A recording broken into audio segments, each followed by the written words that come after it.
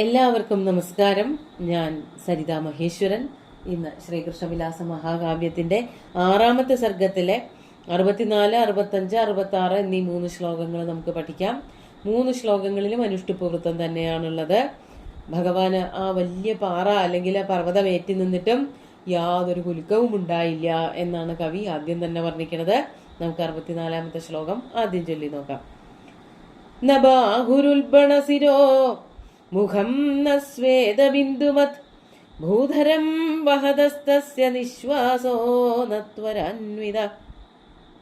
ആദ്യം പദച്ഛേദം പറയാം. ന ബാഹു ഉൽബണസിര മുഖം ന സ്വേദബിന്ദുമത് ഭൂധരം വഹത തസ്യ നിശ്വാസ ന ത്വരാന്വിത. അത്രയും വലിയ പർവ്വതമൊക്കെ പൊക്കി നിൽക്കുമ്പോൾ സ്വാഭാവികമായിട്ട് മനുഷ്യർക്കൊക്കെ ആർക്കും എടുത്തു പൊക്കാനൊന്നും പറ്റില്ല എന്നുള്ളത് തീർച്ചയാണ്. ഇനി അഥവാ എടുത്തു പൊക്കിയാൽ തന്നെ അത് പൊക്കി നിൽക്കുന്നവർക്ക് വല്ലാതെ ക്ഷീണവും വിയർപ്പും തളർച്ചയൊക്കെ അനുഭവപ്പെടും. പക്ഷെ ഭഗവാൻ ഒന്നും ഉണ്ടായില്ല എന്നാണ് ഇവിടെ കവി പറയണത്. ന ബാഹു ഉൽബണസിര. ബാഹു ഉൽബണസിര. ന ഉൽബണസിര എന്ന് പറഞ്ഞാൽ സിര എന്ന് പറഞ്ഞാല് രക്തധമനികളാണ്.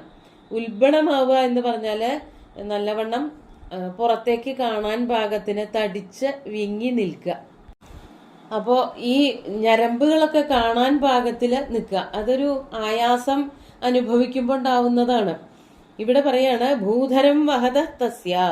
ആ ഭൂധരത്തിനെ, പർവ്വതത്തിനെ, വഹത വഹിക്കുന്നവനായ അവന്, വഹത തസ്യ ബാഹു ഉൽബണസിര ന. ആ അദ്ദേഹത്തിന്റെ കയ്യിന്, ശ്രീകൃഷ്ണന്റെ കയ്യ് ഉൽബണസിരമായില്ല. ഉൽബണമായ സ്പഷ്ടമായി കാണാവുന്ന വിധത്തില് സിരകളോട് കൂടിയതായില്ല. അതായത് കൈ ഇങ്ങനെ അമർത്തി പിടിച്ചൊരു വസ്തുവൊക്കെ പിടിച്ചു നിൽക്കുമ്പോൾ കയ്യിലെ ഞരമ്പുകളൊക്കെ തടിച്ചു നിൽക്കും, പുറത്തേക്ക് കാണാൻ പാകത്തിനാവും. അങ്ങനെയൊന്നും ആയില്ല. അതൊക്കെ ആയാസത്തിന്റെ ലക്ഷണമാണ്. ഒന്നും ഉണ്ടായില്ല എന്നാണ് ആദ്യം തന്നെ പറയണത്. മാത്രല്ല തസ്യ മുഖം സ്വേദബിന്ദുമത് ന. ഭഗവാന്റെ മുഖമാകട്ടെ സ്വേദബിന്ദുക്കളോട് കൂടിയതും ആയില്ല. സ്വേദബിന്ദു എന്ന് പറഞ്ഞാൽ വിയർപ്പു തുള്ളിയാണ്. വിയർപ്പു തുള്ളികളോട് കൂടിയത്, അതാണ് സ്വേദബിന്ദു മത്ത്. മത്ത് എന്ന് പറഞ്ഞാൽ മധുപ്പത് ഉള്ളവൻ എന്നുള്ള അർത്ഥത്തില്. അതായത് ഭഗവാന്റെ മുഖത്ത് ഒരു തുള്ളി വിയർപ്പ് കണിക പോലും പൊടിഞ്ഞില്ല ഈ വലിയ പർവ്വതത്തിനെ ഏറ്റി നിന്നിട്ടും എന്നർത്ഥം. സ്വേദബിന്ദുമത് ന. ഇനി അടുത്തത് നിശ്വാസ ത്വരാന്വിത ന. നിശ്വാസം, ശ്വാസോച്ഛ്വാസങ്ങള് ത്വരയോടുകൂടിയതുമായില്ല. ത്വരാന്വിത എന്ന് പറഞ്ഞാൽ വേഗതയോട് കൂടിയത്.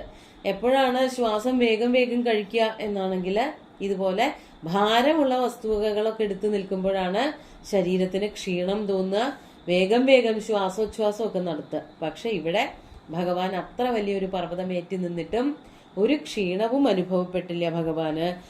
ശ്വാസോച്ഛ്വാസങ്ങൾക്ക് ഒരു വേഗത വ്യത്യാസവും തോന്നിയില്ല. എങ്ങനെയായിരുന്നോ ഈ പർവ്വതം പൊക്കി പിടിക്കുന്നതിന് മുമ്പ് അതേപോലെ തന്നെയായിരുന്നു ഭഗവാൻ. യാതൊരു ഭേദവും ആർക്കും, കാണുന്നവർക്കാർക്കും തോന്നിയില്ല എന്നാണ് ഇവിടെ കവി വർണ്ണിച്ചിരിക്കുന്നത്. ത്വര അന്വിത എന്ന് പറഞ്ഞാൽ ത്വരയോട് കൂടിയത്, കഠിനമായിട്ടുള്ള വേഗതയോട് കൂടിയുള്ള ശ്വാസോച്ഛ്വാസവും ഉണ്ടായില്ല. വളരെ സമാധാനപരമായിട്ട് മുൻപ് എങ്ങനെയായിരുന്നോ ഗോപന്മാരുടെയും ഗോപസ്ത്രീകളുടെയും കൂടെ, അതുപോലെ തന്നെ ഗോപബാലകന്മാരോട് കൂടെ കളിച്ചു നടന്നിരുന്നത്, അതേ മനോവികാരത്തോട് കൂടിയിട്ട് അത്ര ലീലയായിട്ടാണ് ഭഗവാൻ പർവ്വതം പൊക്കിപ്പിടിച്ചത് എന്നർത്ഥം. നമുക്ക് 65ാമത്തെ ശ്ലോകം കൂടി നോക്കാം. കദംബ സൗരഭോദ്ഗാരിവാതോ ജീമൂത നിർഗത ഗോപാനാശ്വാസയാമാസ ഗിരിച്ഛിദ്രോഷ്മ പീഡിതാൻ. ആദ്യം പദച്ഛേദം പറയാം. കദംബ സൗരഭോദ്ഗാരി വാത ജീമൂത നിർഗത ഗോപാൻ ആശ്വാസയാമാസ ഗിരിച്ഛിദ്രോഷ്മ പീഡിതാൻ. അവസാനത്തെ വരി ഒറ്റ വാക്കാണ്. ഇവിടെ കാറ്റ് വീശി എന്ന്, ആ കാറ്റ്, വീശിയ കാറ്റ് എങ്ങനെയാണ് ഗോപന്മാർക്ക് സുഖമുണ്ടാക്കി കൊടുത്തത് എന്നുള്ളത് കൂടിയാണ് വർണ്ണിക്കുന്നത്. ജീമൂത നിർഗത കദംബ സൗരഭോദ്ഗാരി വാത. ജീമൂത നിർഗത. ജീമൂതം എന്ന് പറഞ്ഞാൽ മേഘം. മേഘത്തിൽ നിന്ന് പുറത്തേക്ക് വന്നതായ, അല്ലെങ്കിൽ മേഘം വരുമ്പോഴാണ് ഈ കാറ്റ് പഠിക്കുക. നല്ല തണുത്ത കാറ്റ് വന്ന് വീശും. ആ തണുത്ത കാറ്റ് വീശുമ്പോൾ മേഘവും തണുക്കും. അങ്ങനെയാണ് സാധാരണയായിട്ട് മഴ പെയ്യാറുള്ളത്. അപ്പോൾ ആ തണുത്ത കാറ്റ് അങ്ങോട്ട് വീശി. എങ്ങനെയുള്ളതായിരുന്നു തണുത്ത കാറ്റിന് മറ്റൊരു പ്രത്യേകത എന്തായിരുന്നു? കദംബ സൗരഭോദ്ഗാരി. കദംബം എന്ന് പറഞ്ഞാൽ കടമ്പ്. നിറയെ കടമ്പ് പൂക്കണ കാലമാണ് ഈ വർഷക്കാലം. നമ്മൾ കഴിഞ്ഞ ശ്ലോകത്തിൽ പറഞ്ഞത് ഗിരിമല്ലിക അഥവാ കുടജപ്പൂ ഉണ്ടാവുന്ന കാര്യമാണ്. കടമ്പിൻ പൂവുകൾക്കും യാതൊരു കുറവുമില്ല മഴക്കാലത്ത്. അതുകൊണ്ട് ആ കടമ്പിൻ പൂവിന്റെ വാസനയും പേറി വരുന്ന കാറ്റ്, അതാണ് കദംബ സൗരഭ ഉദ്ഗാരി. കടമ്പിന്റെ പൂക്കളുടെ വാസനയെ പുറത്തുവിടുന്നതായ വാതക്കാറ്റ്. ഗിരിഛിദ്രോഷ്മ പീഡിതാൻ ഗോപാൻ ആശ്വാസയാമാസ. ഗിരിഛിദ്ര ഊഷ്മ പീഡിതാൻ. ഗിരിഛിദ്രം എന്ന് പറഞ്ഞാല് പർവ്വതത്തിന്റെ താഴെയുള്ളതായ ഗുഹയിൽ വസിക്കുന്നത് കൊണ്ട് നല്ല ചൂടുണ്ട്. അതായത് പുറത്തേക്ക് നല്ലവണ്ണം പുറത്തേക്ക് വരാനും പറ്റില്ല, അവിടെ നിന്നുള്ള കാറ്റിനൊന്നും അകത്തേക്ക് പ്രവേശിക്കാനും പറ്റില്ല. അപ്പോൾ ഗിരിഛിദ്രത്തിന്റെ ചൂടിൽ, ആ നല്ല മഴക്കാലത്താണ് ഈ ഗുഹയിൽ കഴിഞ്ഞുകൂടുന്നത് എങ്കിൽ പോലും ഇടയ്ക്കൊക്കെ നല്ല ചൂട് വരും. അതാണ് ഗിരിഛിദ്രത്തിലെ പർവ്വതത്തിന്റെ ഗുഹയിലെ അതിങ്ങനെ പൊക്കി പിടിച്ചിട്ട് അതിന്റെ താഴത്തുള്ള ആ ഭാഗത്ത് താമസിക്കുന്ന ഗോപന്മാർക്ക് അതുകൊണ്ട് എന്തുണ്ടാവുന്നു? ഊഷ്മപീഡിതാൻ, നല്ല ചൂട് അനുഭവപ്പെടുന്നുണ്ട്.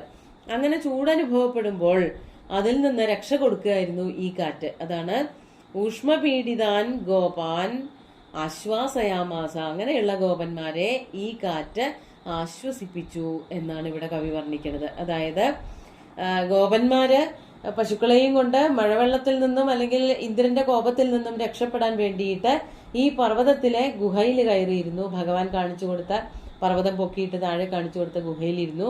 അവിടെ ഇരുന്നപ്പോൾ ചൂട് കൊണ്ട് എല്ലാവരും ബുദ്ധിമുട്ടാൻ തുടങ്ങി. അവരുടെ ചൂട് കുറയ്ക്കാൻ വേണ്ടിയിട്ട് ഇടയ്ക്കിടെ മേഘത്തിൽ നിന്നും വീശുന്ന നല്ല തണുത്ത കാറ്റ്, കടമ്പിൻ പൂവിന്റെ വാസനയുള്ളതായ കാറ്റ് അവരെ തേടി വന്നുകൊണ്ടിരുന്നു എന്നാണ് ഇവിടെ 65-ാമത്തെ ശ്ലോകത്തിൽ പറയണത്. നമുക്ക് 66-ാമത്തെ ശ്ലോകം കൂടി നോക്കാം. ലിഹന്തീനാം രസജ്ഞാഭിരമൃതാത്മാനമച്യുതം കാപി പീഡാ ഗവാമാസീന്ന ക്ഷുധാ ന ച തൃഷ്ണയാ. ആദ്യം പദച്ഛേദം പറയാം. ലിഹന്തീനാം രസജ്ഞാഭി അമൃതാത്മാനം അച്യുതം കാപി പീഡാ ഗവാം ആസീത് ന ക്ഷുധാ ന ച തൃഷ്ണയാ. എന്താണ് അവിടെ സംഭവിച്ചത്? പശുക്കളൊക്കെ ഭഗവാന്റെ ചുറ്റും കൂടി നിൽക്കുകയാണ്. ഭഗവാൻ വളരെയധികം സന്തോഷമായി എന്നൊക്കെ കഴിഞ്ഞ ശ്ലോകത്തിൽ പറഞ്ഞു നിർത്തിയല്ലോ. ഭഗവാനെ വളരെ സ്നേഹത്തോടു കൂടി കടാക്ഷിക്കുകയൊക്കെ ചെയ്ത പശുക്കൾക്കൊക്കെ ഉണ്ണിക്കണ്ണൻ അങ്ങനെ ചൊറിഞ്ഞു കൊടുത്തു എന്നൊക്കെ കഴിഞ്ഞ ശ്ലോകത്തിൽ കഴിഞ്ഞ ദിവസം കണ്ടതാണ്. അപ്പോ പശുക്കളുടെ അവസ്ഥ എന്തായിരുന്നു എന്നുള്ളതാണ് ഇവിടെ പറയണത്. അമൃതാത്മാനം അച്യുതം ലിഹന്തീനാം രസജ്ഞാഭി. അമൃതാത്മാനം, ബ്രഹ്മരൂപിയാണല്ലോ ഭഗവാൻ. അങ്ങനെയുള്ള ആ ബ്രഹ്മരൂപിയായിട്ടുള്ള, അമൃതം എന്ന് പറഞ്ഞാല് നാശമില്ലാത്ത, അമൃതമാത്മാനം, അമൃതമായിട്ടുള്ള ആത്മാവോട് കൂടിയവൻ, അതായത് ഒരിക്കലും നാശമില്ലാത്ത പരബ്രഹ്മസ്വരൂപിയായിട്ടുള്ള ഭഗവാൻ. ആ ഭഗവാനെ ലിഹന്തീനാം, നക്കുന്നവരായിട്ടുള്ള. എങ്ങനെയാണ് നക്കുന്നത്? രസജ്ഞാഭി ലിഹന്തീനാം. രസജ്ഞ എന്നുള്ളത് കൊണ്ട് രസമറിയുന്നത് നാവ് എന്നർത്ഥം. നാവ് കൊണ്ട്, രസനകൾ കൊണ്ട്, ലിഹന്തീനാം ഗവാം, നക്കിക്കൊണ്ടിരിക്കുന്നവരായ ആ പശുക്കൾക്ക് അവർക്ക് എന്തുണ്ടായില്ല? ഒരിക്കൽ പോലും ഒരു ബുദ്ധിമുട്ടും ഒരു ക്ഷീണവും ഒരു പീഡയും ഉണ്ടായില്ല. അവർക്ക് കാപി പീഡ, ഒരു തരത്തിലുള്ള പീഡകളും ഉണ്ടായില്ല. എന്തുകൊണ്ടുള്ള പീഡകള്? ന ക്ഷുധ ന ച തൃഷ്ണയാ കാപി പീഡ. ക്ഷുധ എന്ന് പറഞ്ഞാല് ക്ഷുത് എന്നാണ് വാക്ക്. ക്ഷുധ എന്ന് പറഞ്ഞാൽ തൃതീയ ഏകവചനം. ക്ഷുത്തുകൊണ്ട് സംഭവിച്ചതായ പീഡയോ, ക്ഷുധാ കാപി പീഡ ന തൃഷ്ണയാ കാപി പീഡ ന, അങ്ങനെ രണ്ടായിട്ട് പറയുകയായിരിക്കും നല്ലത്. ക്ഷുധ, വിശപ്പ് കൊണ്ട് ആ പശുക്കൾക്ക് ഒരു വയ്യായികയും ഉണ്ടായില്ല.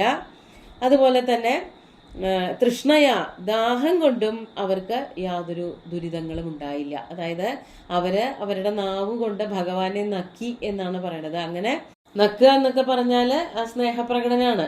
അത് അറിഞ്ഞിട്ടൊന്നുമല്ല പശുക്കൾ ചെയ്യണതെങ്കിൽ പോലും ഭഗവാന്റെ രസം എന്താണെന്ന് അറിഞ്ഞവര്, രസനകൾ കൊണ്ട് ഭഗവാനെ നക്കി തോർത്തിയവരായിട്ടുള്ള പശുക്കൾക്ക് വിശപ്പ് എന്താണെന്ന് അറിയേണ്ടി വന്നില്ല, ദാഹവും എന്താണ് എന്നറിയേണ്ടി വന്നില്ല. ഭഗവാന്റെ സാന്നിധ്യം കൊണ്ട് തന്നെ അവയ്ക്കെല്ലാ ഈ ജാതി വയ്യായികകളോ അല്ലെങ്കിൽ ക്ഷീണങ്ങളോ വിശപ്പോ ദാഹമോ ഒക്കെ ഇല്ലാതെയായി എന്നാണ് ഇവിടെ കവി വർണ്ണിക്കുന്നത്. അപ്പോൾ ഭഗവാന്റെ സന്തോഷവും പശുക്കളുടെ സന്തോഷവും ഇവിടെ വെവ്വേറെ വർണ്ണിച്ചിട്ടുണ്ട്. നമുക്ക് ശ്ലോകങ്ങൾ ഒന്നുകൂടി ചൊല്ലി നോക്കാം. നബാഹുരുൽബണസിരോ മുഖം ന സ്വേദബിന്ദുമത് ഭൂധരം വഹദസ്തസ്യ നിശ്വാസോ നത്വരാന്വിത കദംബസൗരഭോദ്ഗാരിവാദോ ജീമൂത നിർഗത ഗോപാനാശ്വാസയാമാസ ഗിരിച്ഛിദ്രോഷ്മപീഡിതാൻ ലിഹന്തീനാം രസജ്ഞാഭിരമൃതാത്മാനമച്യുതം കാപി പീഡാഗമാസീന്ന ക്ഷുധാ ന ച തൃഷ്ണയാ. അങ്ങനെ പശുക്കളും എല്ലാവരും സന്തോഷവതികളായിട്ട് ആ ഗുഹയിൽ ഇങ്ങനെ വസിച്ചു എന്നാണ് ഇവിടെ കവി വർണ്ണിക്കുന്നത്. ഏതാണ്ട് ഇന്ദ്രന്റെ തോൽവിയൊക്കെ പിണയാറായി. അത് അടുത്ത ശ്ലോകങ്ങളിലൊക്കെ കാണാൻ പറ്റും. സുന്ദരമായിട്ടുള്ള 3 ശ്ലോകങ്ങളും ഭഗവാന്റെ കാൽക്കൽ അർപ്പിച്ചുകൊണ്ട് ഗുരുവായൂരപ്പനെ സാഷ്ടാംഗം നമസ്കരിച്ചുകൊണ്ട് എല്ലാവർക്കും ശുഭദിനം നേർന്നു നിർത്തട്ടെ. നന്ദി.